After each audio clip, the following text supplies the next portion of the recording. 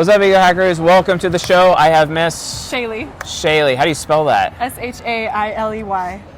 Iley. Like Haley, but with an S. That's awesome. Yeah. Cool. I like that name. That's epic. Thank you. Yeah. So she's agreed to do a reading for us this evening, and going to be on YouTube and on the podcast. It's on Spotify and whatnot. It's going to be awesome. All right. Yeah. And we just probably did some of her associates. She's heard about it, so she ran out in the street and wanted to be on the show too. So it's pretty cool, pretty awesome. She's doesn't want to get left out, so let's do this. All right, so ready for your reading. I'm ready for my reading. This person, Miss Shaylee, lives in the moment all the time, consistently trying to give everyone else a good, memorable experience. Life of the party can be a little loud every now and then, but the reality of the situation is she loves her some attention, live and die by attention, and likes to cultivate that attention and guide the attention in the room all the time, which is pretty awesome. She also has a little bit of a critical streak about her. Not afraid to criticize people and tell other people exactly what she thinks about them, but she does it because she cares. She does it because she cares more than anybody, because she's all about giving people balloons and candy at the end of the day, even if that means, hey, I'm going to stab you for your own good and tell you the truth to your face, because, hey, you kind of have to actually go out of your way to accept the truth. Can I pause this for 2 seconds? This is one of my best friends. Yeah, sure. It's all good. I'm Cade. I'm on his YouTube channel. Yeah? He's reading my mind. You want to hear my reading? Go ahead and you can continue. All right, cool. Thanks. Yeah, so she... Don't worry, he's doing really good so far. She's all about what she thinks, all about true or false, just tell me the facts, all about how everyone else feels, trying to make people feel good all the time.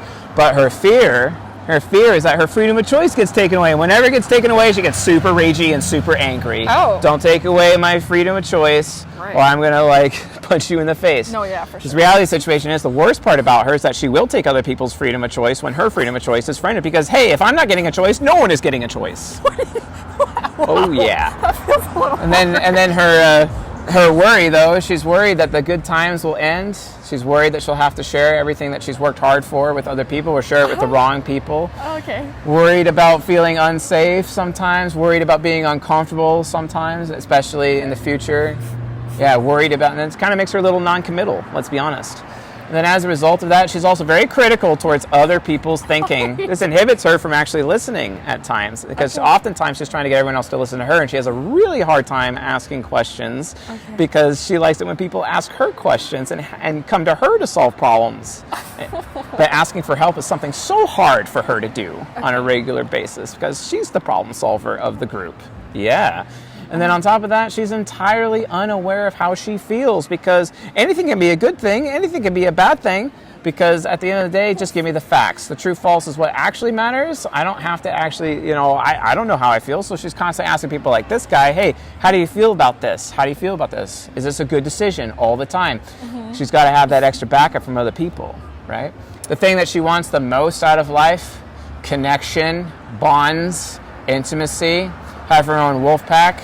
The kind of wolf pack where if she calls somebody and asks them for a favor, they drop everything they are doing for her, because they remember all the good things that she ever did for them, and they are loyal to her. That way that she always has her back no matter what, that she can always rely on her friends no matter what, because she goes out of her way to be as memorable as possible, give them a really good experience, make them feel better, and she's hoping that they actually remember that, because she goes out of her way to be a top performer on a regular basis. And from her perspective, if she performs really well for everybody else on a regular basis, hopefully that because she's a performer, inevitably she's going to fail, and that when she does fail, they actually remember the good things that she actually did for them, so that, she failed today, well, I'm still sticking around, I'm still loyal to Shaylee anyway, because I remember all the good shit that she's ever done for me, right? Because you like to be around people who are reliable, around people who can endure and even endure your failures, and who remember every good thing that you ever did with them. That way, you can feel like you have a bond to those people. Because she has this problem with attachment, where she will have relationships based on attachments, which are one-way street relationships, where she gets drained by other people. The reality of the situation is she needs to have bonds, which are two-way street relationships with actual reciprocation. Right. That reciprocation is everything to her. Having those reliable friends, those people that she can rely on. The other thing that she wants out of life, justification, because a little bit from her perspective, not as much as connection, but a little bit from her point of view, it's all about, hey, people are able to get away with this, are able to get away with that. Who's allowed to get away with that? Because from her perspective, hey, if you're justified to do that, that means I'm justified to do it too. So you better not screw up, because if you screw up, I'm going to screw up with you. The thing is that she also has to get the losers out of her life, because she'll become like them, because she mirrors the people that she is around. And if she's around low quality people, she herself will become low quality. Sucks. I'm so sorry. But when she cuts those people out of her life, it all goes away. And then all of a sudden, she is her own person. She's always on this constant journey of trying to figure out her own identity, because she doesn't actually really know who she is. She cares about character. She wants to be around people of good character so she herself can be a person of good character. And she also very much values being a desirable person. She's very external, constantly, all about everyone else's experience, everyone else's comfort. Very reactive, the first person to react. Very, very fast reaction time. Yeah. So if the building was going to spontaneously explode, she'd be like, oh, get down. And she'd be instantly the first person to do anything, whereas I'd probably be one of the last, honestly. Because I have a low reaction time. Unless I see it coming, then my reaction time is actually faster than hers if I see it coming. But if I don't see it coming, she's instantly going to react in the moment. Stop being so afraid of making the wrong choice. It's okay that you can take risks. It's okay. And stop worrying about whether or not you're strong enough to be able to handle those risks. Because here's the thing. You want to become the most desirable person, I'll tell you exactly how. Okay. Be willing to take risks and deal with the consequences. You are strong enough to be able to handle it. And not only that, if you have those bonds and connections with other people that you have developed, that you have made, okay, those people will definitely be there to catch you when you fall. The one thing that you want more than anything in life, right? And you'll have that. You just got to keep going. Thing is that you got to make sure you keep the losers out of your life, because they will bring you down. And at times, sometimes you can be obligated to the wrong people. Sometimes you might end up being a people pleaser as a result, and it can really bring you down. And I don't want that for you. I don't want that for your future. If you really want to have a good future, you really got to make sure that you're constantly filtering people's character. But one of the ways that you do this is that you actually bother to ask other people around those people, be like, hey, what do you think about these people? What's your opinion? You have to take responsibility for gathering up other people's opinions about people in your life, okay? That way you'll be okay. That way you always know you're around quality people, because quality people help light the way. Quality people are reliable. Quality people catch you when you fall. Quality people will be there for you when you call, because that's what you need. And your greatest fear? Fear of missing out. FOMO. And that is actually a huge risk for you, because the thing is that the number one way to hurt you is to leave you out of things, to abandon you, to not even call you or consider you as someone to be part of the group or part of the crowd with what people are doing, to leave you out of the activities. Yeah. Sorry. That's what you got from my first and last name? That's right. I got that from your first and last name. That's right. That's right.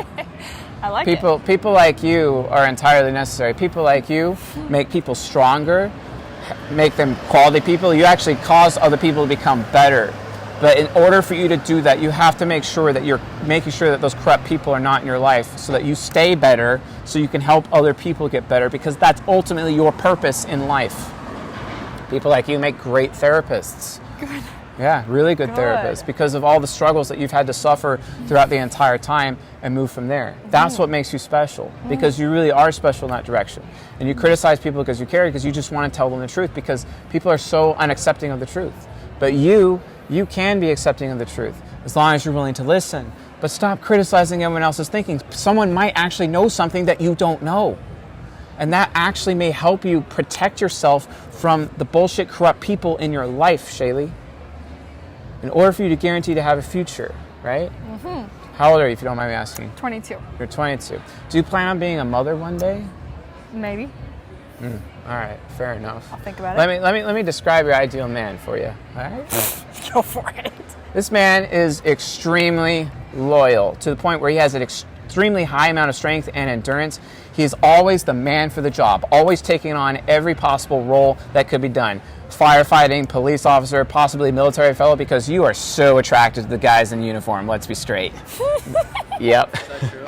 Yeah, it is true. That is okay. Yeah, and so, and this is who this gentleman is. He's willing to put his life on the line because he doesn't care about money as much as he cares about saving lives. Saving lives is everything to this guy. Willing to take the risk to jump out of the helicopters with a line on him to go down and rescue someone who's in a freaking river. He's the guy driving the fire truck. He's the guy who's always going to be there no matter what. And people call on him all the time, and it's just like, oh my God, I hope when I call him he's going to come for me, even though he's out there saving lives. But sometimes you feel guilty asking for help, and that's why you don't ask for help. That's why you're the problem solver, because you feel guilty, because sometimes you look at yourself and it's like, well, maybe I'm not worth it.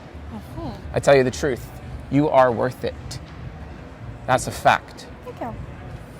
That's what your ideal man is like. He's really afraid that you won't want him anymore, but you're afraid of not wanting the right thing anyway, so it kind of just works out. He's all about how he feels, and you make him feel better.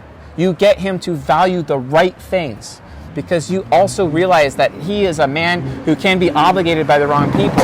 And because you have experience dealing with corrupt people, you can prevent and protect him from the corrupt people, so he himself is not obligated to the wrong people, and he keeps his priorities straight. That's what he gains from you. While at the same time, he's always there to catch you while you fall. He's always there to help you think about things properly. That way, and he's really good at paperwork, because paperwork stresses the fuck out of you consistently. And he's always aware of all the rules and all the regulations and all the taxes and all the bullshit, and he'll handle it for you. He can even write your taxes for you. You never have to fucking deal with it ever again. He remembers everything. You forget shit all the time. He always remembers every time. You'd be like, hey, where's this thing? And he'll instantly know. Why? Because when he walks in a room, he memorizes the entire thing, and he does it for you. Just in case. He's Mr. Just in case. I'm always the man for the job. I'm always taking on that role. That's who I am, no matter what. This is your ideal man. Sounds good, don't it? That's great. That sounds great. Sounds like a good man. Fair enough. All right, folks. Yeah, so you're the gladiator. So anyway, thanks for watching and listening. Like and subscribe, and I'll see you guys in the next episode.